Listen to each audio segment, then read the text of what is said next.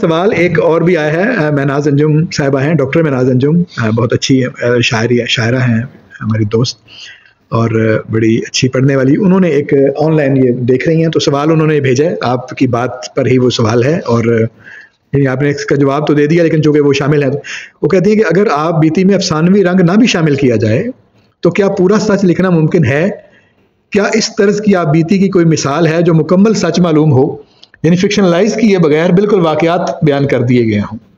میرا خیال ہے جو عام لوگ لکھتے ہیں ان کی دیکھیں ریڈیبلٹی تو بنیادی شرط ہے نا. جی ہاں. آپ دیکھیں آپ نے جو لکھ رہے ہیں وہ کسی نے پڑھنی ہے اور اس کی دلچسپی اس میں تبھی رہے گی کہ آپ اس کے اندر وہ لیئرز رکھیں جو آپ کی فیلنگز کی ہیں. ادب کی کتاب ہے جی, آپ اپنی اس کی اپنی نفسیات کو بھی رکھیں گے, آپ اپنے جو محسوسات ہیں ان کی لیئرز جو ہیں وہ جب اس کا حصہ بنائیں گے آپ اپنے متن کا, تو ظاہر ہے وہ خود اس کی ایلیویٹ ہو جائے گی نثر جو ہے وہ وہاں پہ عام نثر نہیں رہے گی. عام آدمی جو لکھنے والا ہے وہ واقعات لکھتا چلا جائے گا, اس میں پھر دلچسپی تو رہتی نہیں ہے, وہ واقعات ہوتے ہیں. اگر واقعات بہت زیادہ اہم ہوں گے تو وہ ہو جائے گا. مثلا ایک ادیب کی, میں نے اس لیے کہا تھا کہ ایک ادیب کی جو لکھی ہوئی آپ بیتی ہے اور دوسری آپ بیتیوں میں فرق بنیادی یہی ہے کہ وہاں ایونٹس بہت زیادہ اہم ہو جاتے ہیں, یہاں ایونٹس کا بیان اہم ہو جاتا ہے. وہاں ایونٹس اس لیے اہم ہو جاتے ہیں. اچھا جی, مجھے جناب ایک فرض کرے کوئی فنکار ہے, وہ بتائے گا کہ میں فلاں فلم میں کام کیا, فلاں میں کیا, فلاں جھگڑا ہو گیا, وہ واقعات ہی اتنے دلچسپ ہوں گے اس کے کہ وہ یعنی چاہے وہ زندگی کی بالائی سطح پہ وہ ہوں گے. شخصیت کو لوگ پہلے چاہ رہے ہیں اور اس کے بارے میں جاننا چاہتے ہیں, اس کے واقعات کے بارے میں سمجھ رہے ہیں, اور ایک تجسس ہوتا ہے ان کا کہ اچھا یار ان کی کیا ہے. یہ تو آپ کو ایک ایلیویٹ کر رہا ہے, آپ کی زندگی کو اندر سے زندگی کو کھول رہا ہوتا ہے ادیب, اور بتا رہا ہوتا ہے کہ زندگی ہوتی کیا ہے. تو اس لیے اس کا بیان اور طرح کا ہوگا, اس کا بیان اور طرح کا ہوگا. یہ تو بنیادی چیز ہے. جناب سلمان باسط صاحب, میں چھوٹی بڑی بات چاہوں گا کہ واقعاتی اعتبار سے بھی بہت ساری ایسی آپ بیتیاں ہیں جو حقیقت میں, اور اگر چلیں آپ بیتیوں کو بھی ایک طرف رکھ دیں, فکشن بھی رکھ دیں. مثلا نام دیو مالی ایک چھوٹا سا خاکہ لکھا مولوی عبدالحق نے. اب اس نام دیو مالی سے کون واقف تھا؟ ایک عام آدمی تھا. اس کو اتنا خوبصورتی سے پورٹری کیا گیا کہ وہ اردو ادب میں وہ لافانی کردار سامنے آ گیا. اسی طرح بے شمار میری آپ بیتی میں, حمید شاہد کی آپ بیتی میں, ہمارے بہت سارے سینئرز کی آپ بیتیوں میں بہت سارے ایسے کردار ہیں, بہت سارے ایسے واقعات ہیں جن سے پڑھنے والے واقف نہیں ہیں لیکن ان کو پڑھتے ہیں.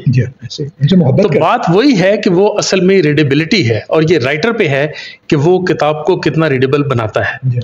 اور یہ وہ جگہ ہے جہاں پہ اصل میں اس کو اپنے اسلوب سے, اپنے انداز سے, اور وہ فکشن نہیں ہے لیکن فکشن لگے, اس خوبصورتی سے اس کو سامنے لانا چاہیے.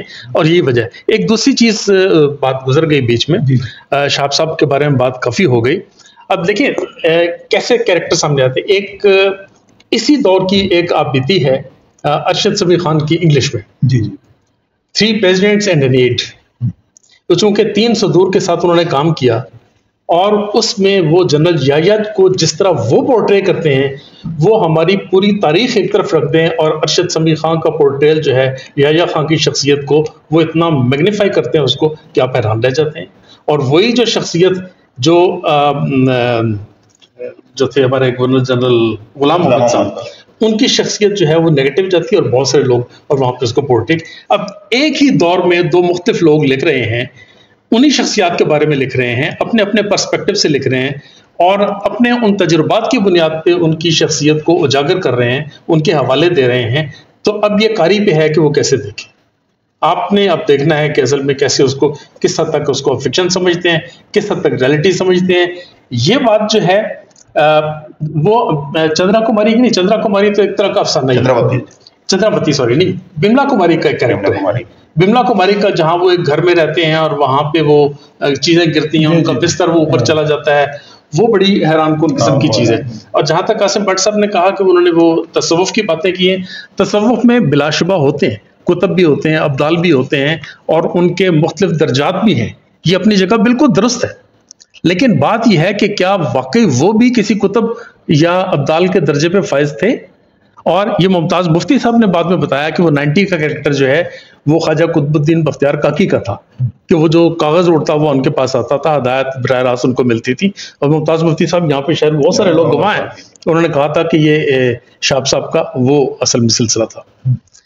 تو یہ ہمارے لیے بڑا مشکل ہے. پھر جو انہوں نے ذکر کیا کہ وہ اسرائیل میں وہ ایک خاتون بیٹھی گاڑی میں اور انہیں وہ انجیکشن لگا دیا اور وہ یہ ہو گیا, یہ تمام چیزیں ہمارے لیے تھوڑا سا آپ فرما رہے تھے عاصم بٹ صاحب کہ آپ ان کو کٹارے, ہم بالکل کٹارے میں کھڑا کر رہے ہیں. ہم نہیں کریں گے تو کاری کرے گا, کل کا مورخ, کل کو آنے والا شخص کرے گا, کل کا مورخ کرے گا, ہمیں کرے گا, آج سے 50 سال بعد لوگ اس میں کھڑا کریں گے. یہ ایک فطری عمل ہے. اسی لیے تو میں عرض کر رہا ہوں کہ جب ہم لکھتے ہیں تو ہمیں ان چیزوں کا خیال رکھنا پڑتا ہے اور پوری ذمہ داری کے ساتھ لکھنا پڑتا ہے. جناب, تو یعنی آپ کا خیال یہ ہے, اور جیسے آپ نے پہلے بھی کہا کہ پورا سچ لکھنا جو ہے وہ بالکل ممکن ہے, اور اگر واقع میں کچھ جان نہ بھی ہو تو لکھنے کا جو انداز ہے اس میں جان ڈالی جا سکتی ہے اس طریقے سے. ضروری نہیں ہے کہ آپ اس کو جاندار بنانے کے لیے واقعہ گھڑیں, جو موجود واقعہ ہے اس کے بیان میں اگر تھوڑی سی ادبی محنت کر لی جائے تو